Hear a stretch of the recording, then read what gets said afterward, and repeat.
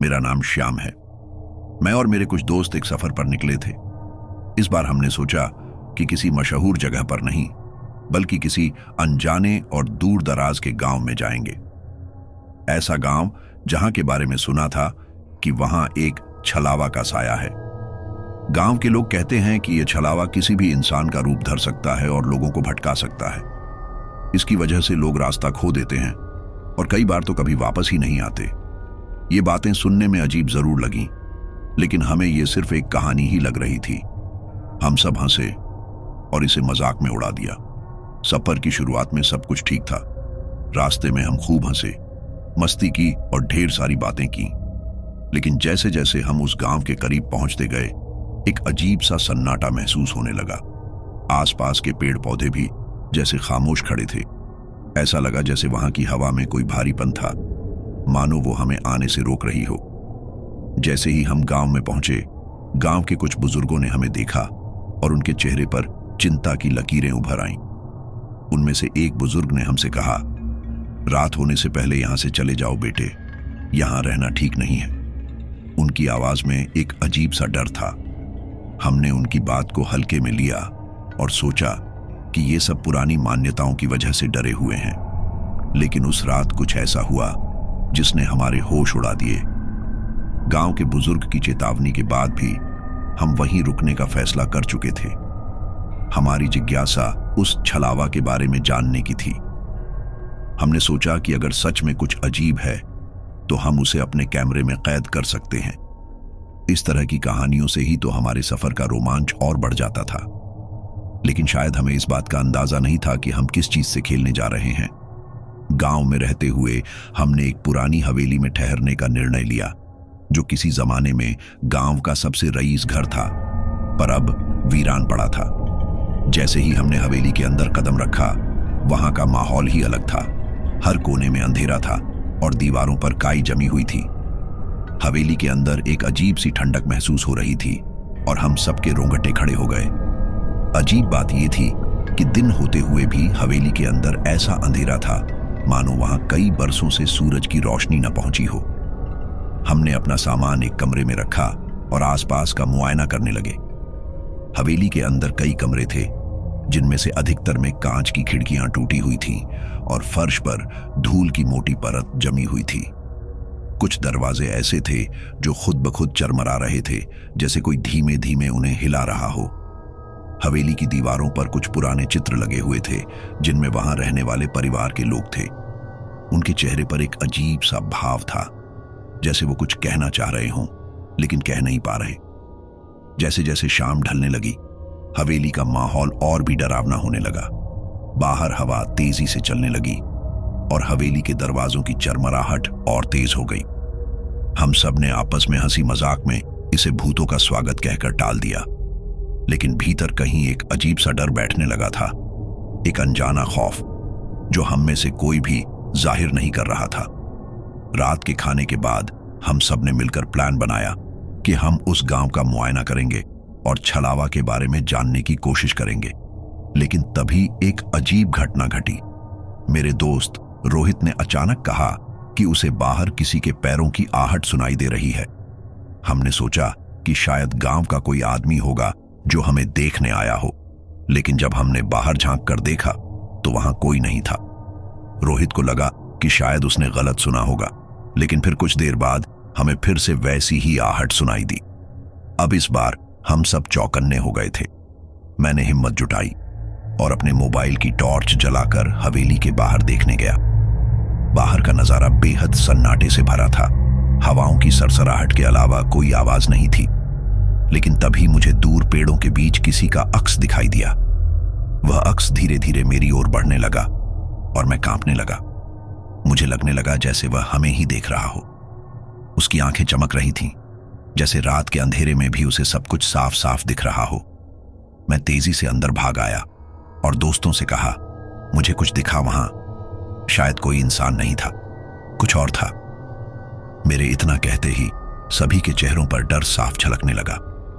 अब हम समझ चुके थे कि शायद इस गांव में कुछ ऐसा है जो हमारे समझ से बाहर है।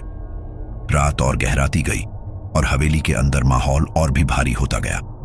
हम सबने तय किया कि एक कमरे में ही रहेंगे और बारी बारी से जागते रहेंगे ताकि कोई मुसीबत हो तो सब एक साथ उसका सामना कर सकें। आधी रात को मुझे ऐसा महसूस हुआ जैसे कोई मेरे सिरहाने खड़ा है। जब मैंने आंखें खोली तो देखा कि मेरे सामने वही अक्स खड़ा था जो मैंने बाहर देखा था।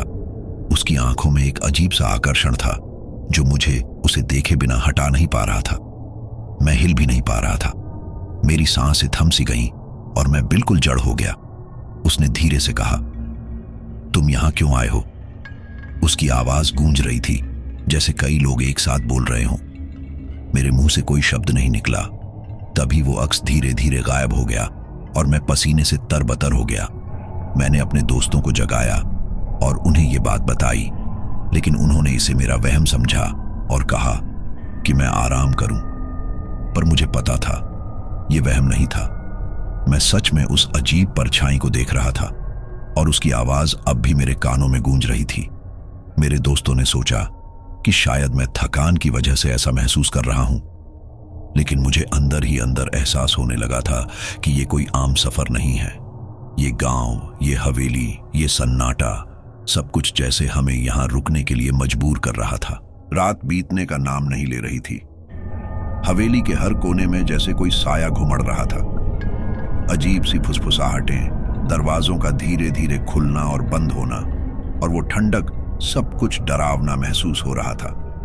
अब तक मेरे दोस्त भी समझ चुके थे कि यहां कुछ ऐसा है जिसे हम नजरअंदाज नहीं कर सकते, लेकिन किसी में इतनी हिम्मत नहीं थी कि इस अजीब अनुभव को पूरी तरह से कबूल कर सके। हम सब एक जगह बैठे थे, सन्नाटे में डूबे, जैसे किसी का इंतजार कर रहे हों। तभी अचानक एक जोरदार आवाज हुई। ऐसा लगा मानो किसी ने दरवाजा जोर से धक्का दिया हो।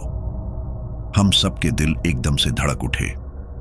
मैंने अपने दोस्तों की ओर देखा और वो सब भी सहमे हुए थे। रोहित ने धीरे से कहा, यह सब हमें छोड़कर कहीं और चलना चाहिए। लगता है हमने यहां आकर बहुत बड़ी गलती की है। पर न जाने क्यों मेरा मन नहीं मान रहा था। एक अजीब जिज्ञासा थी जो मुझे यहां और ठहरने के लिए मजबूर कर रही थी। मैंने सबको शांत रहने के लिए कहा और उस आवाज का पीछा करने का इशारा किया। हम सब ने एक दूसरे का हाथ पकड़ा और धीरे धीरे आवाज की दिशा में बढ़े। वो आवाज हवेली के एक पुराने कमरे से आ रही थी जो शायद बरसों से बंद पड़ा था। कमरे का दरवाजा जर्जर था और उसके ऊपर धूल की मोटी परत जमी हुई थी। जैसे ही मैंने दरवाजे को छुआ, वो अपने आप चरमराते हुए खुल गया। अंदर का नजारा रोंगटे खड़े कर देने वाला था। कमरा बिल्कुल खाली था, लेकिन बीचों बीच जमीन पर पुराने समय की एक डरी हुई मूर्ति रखी हुई थी। वो मूर्ति इंसानी आकार की थी, लेकिन उसके चेहरे पर कुछ ऐसा भाव था जो मन को विचलित कर देता था। मूर्ति की आंखें इतनी गहरी और अंधेरी थीं कि उसमें झांकते ही ऐसा लगा जैसे वो हमें निगल जाएंगी। रोहित ने हिम्मत करके मूर्ति को छूने की कोशिश की। जैसे ही उसने मूर्ति के पास हाथ बढ़ाया, कमरे में एक ठंडी हवा का झोंका आया और दरवाजा खुद ब खुद बंद हो गया। हम सब चीख पड़े। कमरे के चारों ओर जैसे कोई परछाई घुमड़ने लगी। वो परछाई बिल्कुल वैसी थी जैसा मैंने पहले रात में देखा था। वो ही चमकती हुई आंखें, वो ही डरावनी आकृति। तभी उस परछाई ने हंसना शुरू किया। उसकी हंसी इतनी डरावनी थी कि हमारी हड्डियां तक सिहर उठी। वो हंसी गूंजती रही और फिर एक भारी आवाज में बोली, तुम लोग यहां क्यों आए हो? तुम्हें यहां से नहीं जाना चाहिए था। उसकी आवाज में एक ऐसी कड़वाहट थी जैसे वो हमें हमारे अंजाम से आगाह कर रही हो। पर अब हमारी हालत ऐसी थी कि हम वहां से भाग भी नहीं सकते थे। अचानक कमरे का तापमान बहुत कम हो गया। हमें सांस लेना भी मुश्किल हो रहा था। मेरे दोस्त एक कोने में सिमट गए थे और मैं समझ नहीं पा रहा था कि क्या करूं। वो परछाई हमारे चारों ओर घुमड़ने लगी और मुझे ऐसा महसूस होने लगा जैसे वो हमारे दिमाग में उतर रही है। उसने फिर से कहा, तुम यहां आकर बहुत बड़ी गलती कर बैठे हो। अब कोई तुम्हें बचा नहीं सकता। तभी उस मूर्ति से हल्की सी रोशनी निकलने लगी। वो रोशनी धीरे धीरे तेज होती गई और मूर्ति जैसे जीवित हो उठी। उसके होंठ हिल रहे थे और उसकी आंखें अब हमारी तरफ घूर रही थीं। वो मूर्ति बोलने लगी, छलावा मेरे अंदर बसा है और जिसने भी मुझे छुआ है उसका इस गांव से निकलना नामुमकिन है। रोहित, जो मूर्ति के सबसे करीब था, अचानक चिल्लाने लगा, मुझे छोड़ दो, मुझे जाने दो। उसने अपना सिर पकड़ लिया और जमीन पर गिर गया। हम सब स्तब्ध रह गए और समझ नहीं पा रहे थे कि उसे क्या हो गया। वो जमीन पर लेटकर तड़पने लगा, जैसे कोई उसकी आत्मा को खींच रहा हो। तभी वो आवाज फिर से गूंजने लगी, छलावा को छोड़ना आसान नहीं। जिस किसी ने भी उसे देख लिया, उसका यहां से बचकर निकलना नामुमकिन है। अब तुम सब मेरे हो। इस आवाज ने हमें अंदर तक हिलाकर रख दिया। रोहित की चीखें और तेज हो गई थीं।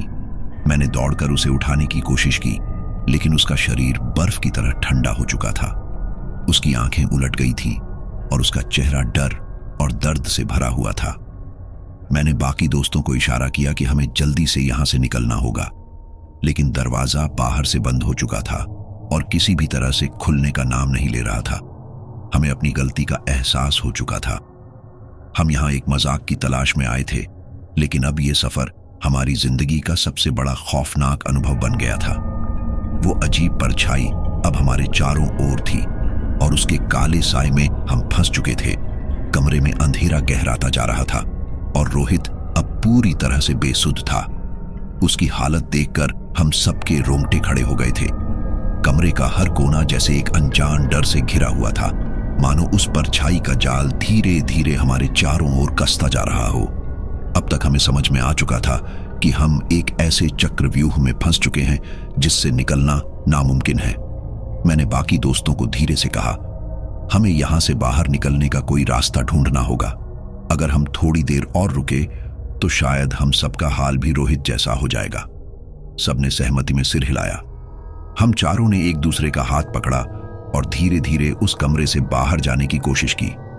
जैसे ही हमने दरवाजे की ओर कदम बढ़ाया, वो ठंडी हवा फिर से बहने लगी और हमारी रूह कांप उठी। ऐसा लग रहा था जैसे कोई अदृश्य शक्ति हमें वहां से बाहर जाने से रोक रही थी। हम किसी तरह दरवाजे के करीब पहुंचे, लेकिन तभी दरवाजे के पीछे से एक धीमी आवाज आई। वो आवाज इतनी डरी हुई थी कि सुनते ही हमें लगा जैसे कोई हमें बुला रहा हो। मैं थोड़ा साहस जुटाकर दरवाजे के पास गया और कान लगाकर सुनने लगा। उस आवाज में एक औरत का दर्द साफ झलक रहा था। मुझे यहां से बचाओ, मुझे इससे मुक्ति दिलाओ। वो आवाज सुनकर मैं चौंक गया। मैंने पीछे मुड़कर देखा तो मेरे दोस्त भी सहमे हुए थे। मैंने धीरे से दरवाजा खोला और देखा कि बाहर एक गलियारा था।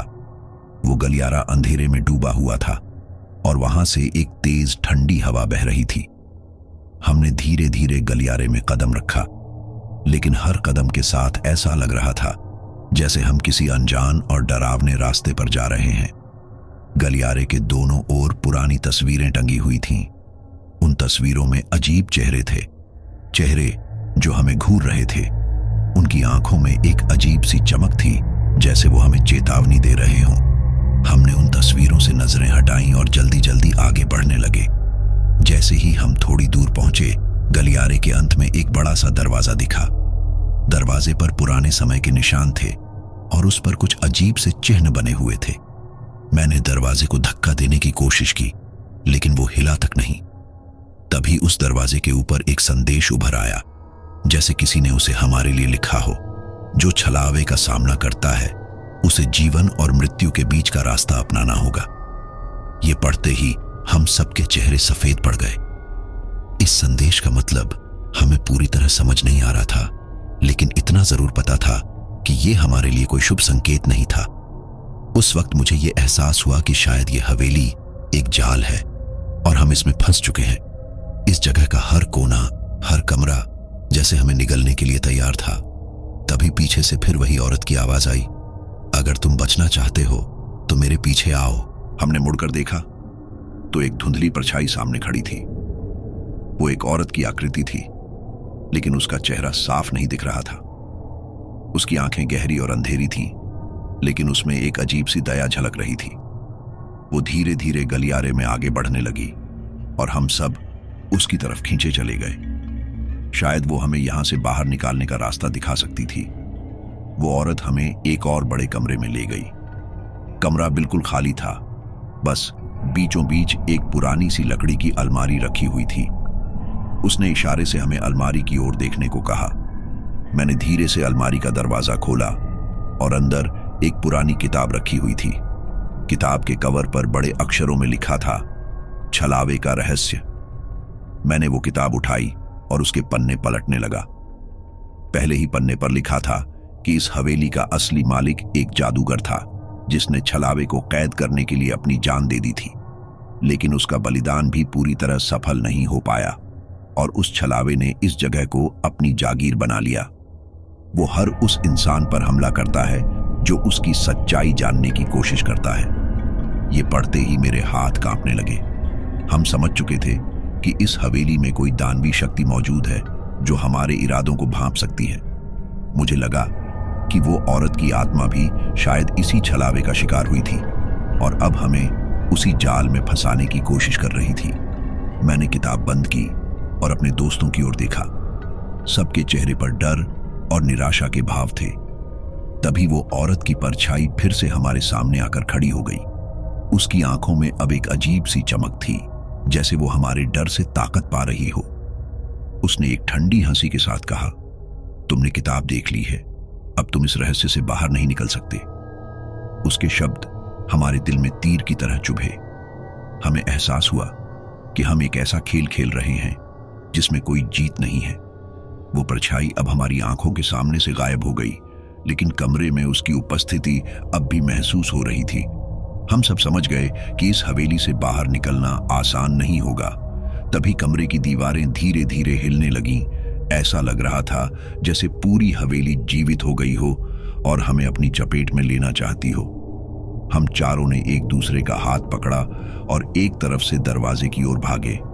हमें इस जगह से किसी भी कीमत पर बाहर निकलना था। हम चारों घबराए हुए कमरे से भागते हुए गलियारे में लौट आए। अब हमारे कदमों में बेचैनी और डर दोनों ही थे। पीछे से वो ठंडी हवा का झोंका जैसे हमारे दिलों में एक अनजाना भय बसा रहा था।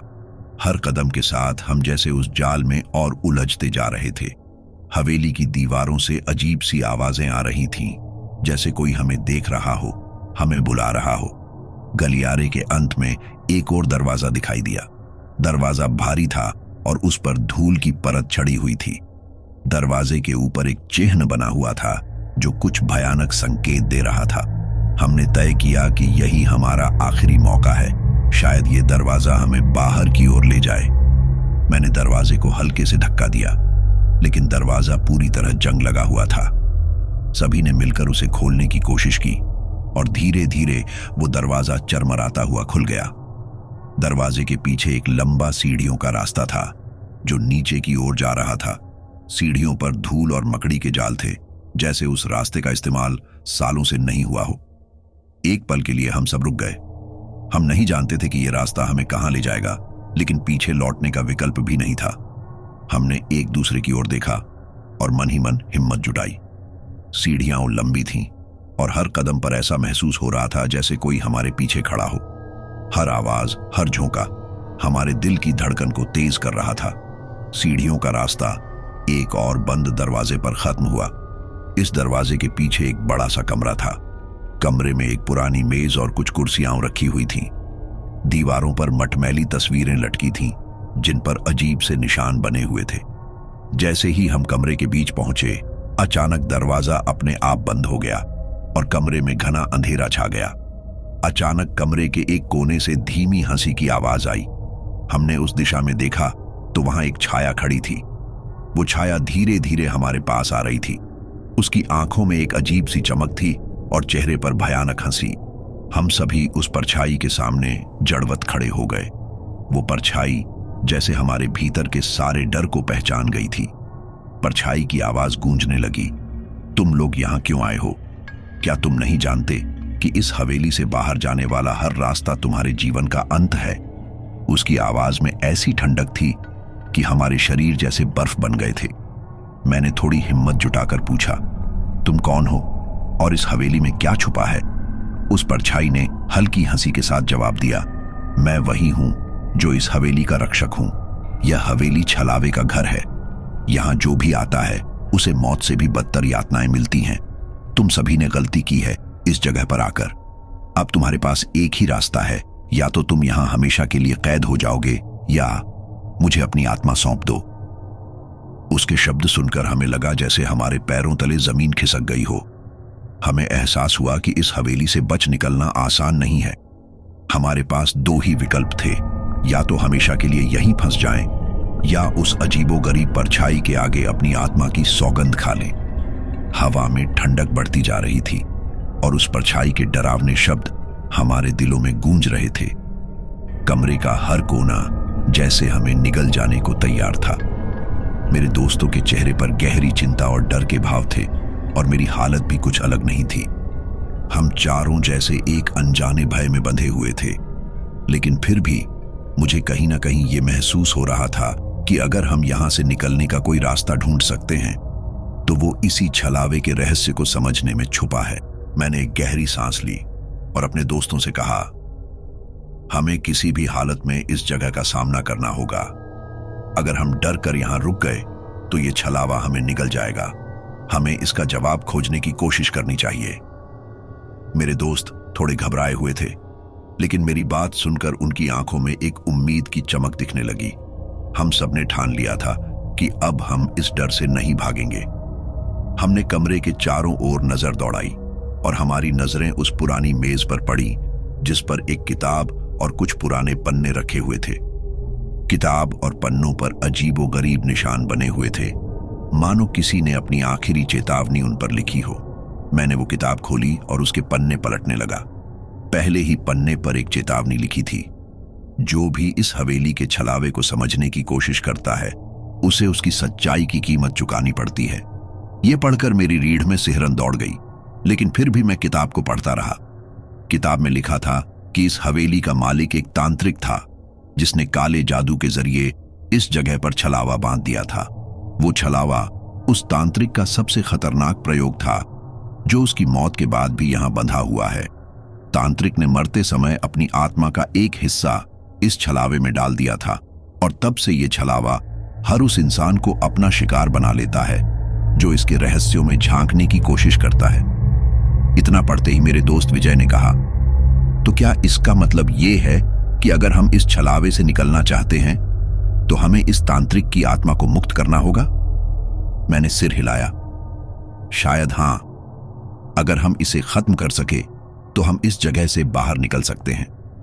हमने किताब के पन्नों को ध्यान से पढ़ा और उसमें एक अनुष्ठान का जिक्र मिला जिससे उस तांत्रिक की आत्मा को मुक्त किया जा सकता था। लेकिन इस अनुष्ठान के लिए हमें एक और कमरे में जाना था जो हवेली के सबसे अंधेरे हिस्से में था। हम सब ने एक दूसरे को देखा और किसी तरह हिम्मत जुटाकर उस अंधेरे गलियारे की ओर बढ़े। वहां का हर कदम हमारे दिल की धड़कन को तेज कर रहा था। हवेली की दीवारों पर जैसे वो छायाएं हमारी हर हरकत पर नजर रख रही थीं। अंत में हम एक ऐसे कमरे में पहुंचे जहां चारों ओर दीवारों पर भयानक चित्र बने हुए थे। कमरे के बीचों बीच एक चक्र बनाया गया था जिसमें कुछ पुराने टोटके और तांत्रिक वस्तुएं रखी हुई थीं। हमें उस चक्र के बीच खड़े होकर तांत्रिक की आत्मा को मुक्त करने के लिए अनुष्ठान शुरू करना था। जैसे ही हमने अनुष्ठान की प्रक्रिया शुरू की, हवेली में भयानक शोर गूंजने लगा। हमने मंत्रोच्चारण शुरू किया और उसी वक्त एक भयानक आवाज हमारे चारों ओर गूंज उठी, तुम मेरी आत्मा को मुक्त नहीं कर सकते। मैं हमेशा के लिए इस हवेली का राजा हूं। अगर तुमने इस अनुष्ठान को खत्म करने की कोशिश की तो तुम सबका अंजाम वही होगा जो मेरे बाकी शिकारों का हुआ है। उस आवाज ने हमें अंदर तक हिला दिया, लेकिन हम रुके नहीं। हमने अनुष्ठान जारी रखा और उस तांत्रिक के मंत्रों को दोहराने लगे। तभी अचानक कमरे के चारों ओर भयंकर अंधेरा छा गया और हवेली की दीवारों से सैकड़ों हाथ निकलने लगे जो हमें पकड़ने की कोशिश कर रहे थे। वो हाथ हमारे पैरों और हाथों को पकड़ने की कोशिश कर रहे थे, लेकिन हमने हार नहीं मानी। आखिरकार अनुष्ठान खत्म होते ही हवेली की दीवारों से एक तेज चीख गूंज उठी और वो चीख हवेली की हर कोने में फैल गई। तांत्रिक की आत्मा की भयंकर चीख जैसे हवेली की दीवारों को हिला रही थी। वो चीख हमारे कानों में बुरी तरह गूंज रही थी, मानो हमारा दिमाग फटने वाला हो। चीख खत्म होते ही हवेली का माहौल बदल गया। दीवारों पर बनी सारी छायाएं धीरे धीरे गायब हो गईं। वो हाथ जो हमें पकड़ने की कोशिश कर रहे थे, सब अचानक हवा में विलीन हो गए। हवेली में एक अजीब सी शांति छा गई और हमें लगा कि शायद हमने छलावे के जाल को तोड़ दिया था। हमने राहत की सांस ली और दरवाजे की तरफ दौड़े। दरवाजा अब खुल चुका था और हम भागते हुए हवेली के बाहर निकल आए।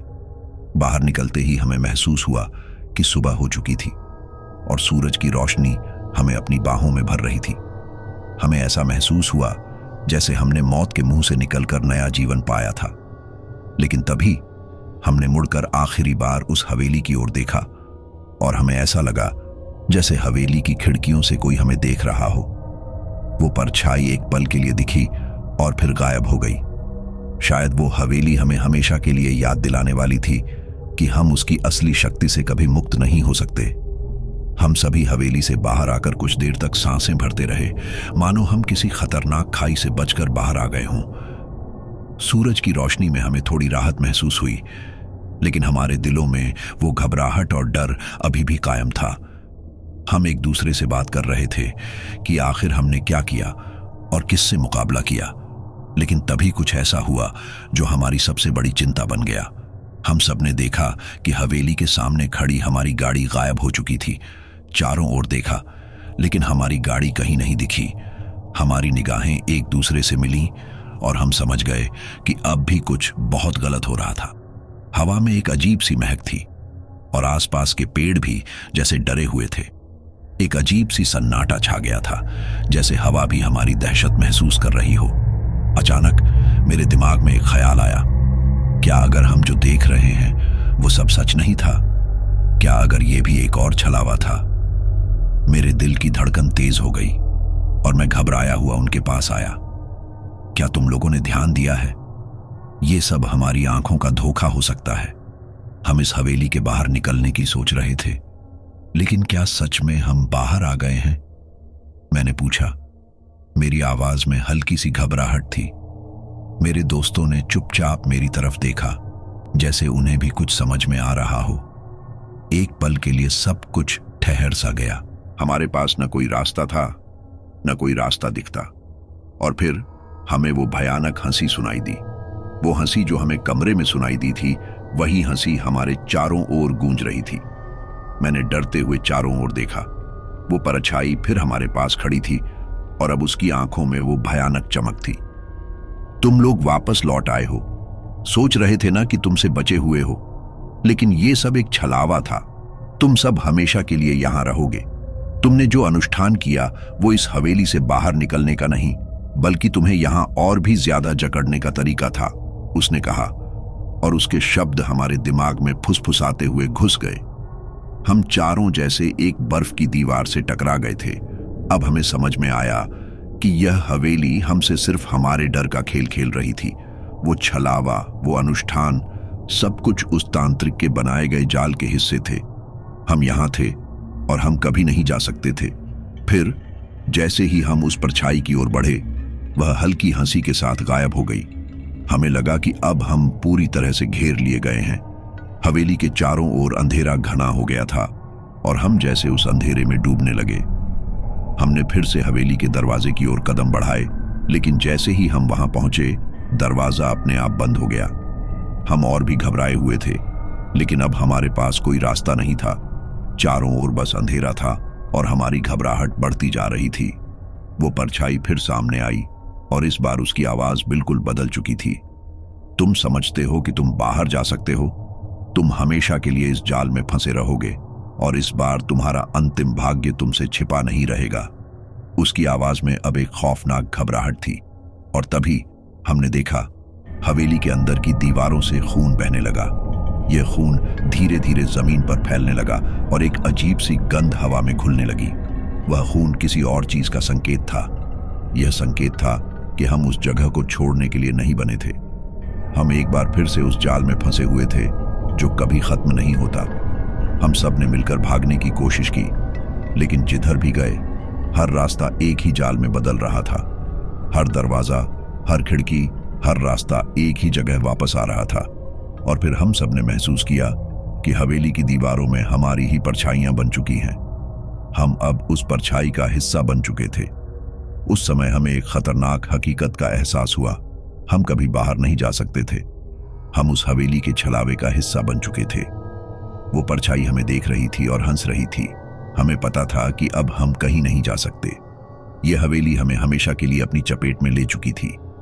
कभी हम सोचते थे कि हम भाग सकते हैं, लेकिन अब वो सोच हमारे लिए एक भूतिया मजाक बन चुकी थी। अंत में हवेली की दीवारों में हमारी चीखें खो गईं और हम हमेशा के लिए उसके अंदर रह गए। हमारे डर को अब हवेली ने खुद में समेट लिया था। हमारे अस्तित्व का अंत अब हमेशा के लिए इस डरावने जाल में छुपा था।